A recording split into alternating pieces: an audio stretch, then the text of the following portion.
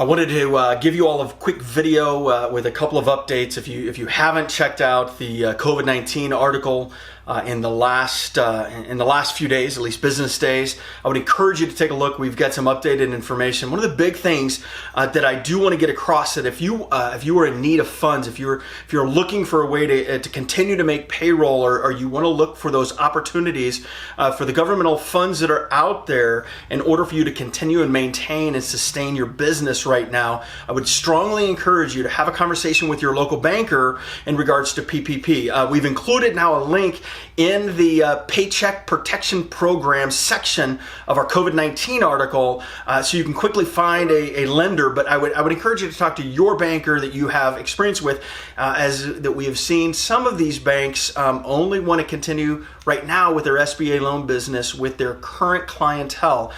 So you want to have those conversations as quickly as possible if you haven't already, and figure out the best approach for you and your practice and your business and your current situation. So I want to emphasize that today. I want to touch on something else, and this question's come up a couple of times, and so I want to make sure that we address it. In regards to telehealth, when you call and you have your staff call maybe the day before the appointment to confirm the appointment, to give a quick screening, that is not a telehealth. That is not a telehealth or a telemedicine billable service. What that is basically an appointment verification and very quick screening. Instead, understand that telehealth has to be patient initiated. Now that can be through starting an appointment, if you will, or scheduling an appointment. That's patient initiated.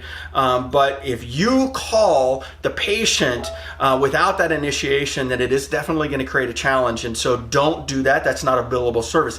It has to be patient initiated. Now, again, for clarity, when I say patient initiated, that's if the patient contacts you directly and you have that telehealth, conference call, or through audio visual, which we still strongly recommend. Or if it is an appointment that you've established with the patient, at that time start the session through an established appointment made by the patient. Those are okay. Those are patient initiated. I'm talking about those where you actually are contacting the patient directly without either one of those being present. In other words, the patient contacting you first, or two is a scheduled appointment. That's important. One last thing is today we're updating significantly the section on cleaning protocols and really giving some more solid CDC guidance. Understand that this is a level of expertise that although cleaning protocols have always been important in our offices, this is at a whole new level, and so the level of complexity is very important to understand and keep up with. The CDC has some really good guidance out there, but again, this is all new. Remember, this virus, we're not even at 6 months yet from this virus from origination, so understand that even the guidance they have is to the best of their knowledge and from standard protocols in place for infectious disease control. So hopefully those new sections, that new information is going to help, and we'll catch you in a couple more days.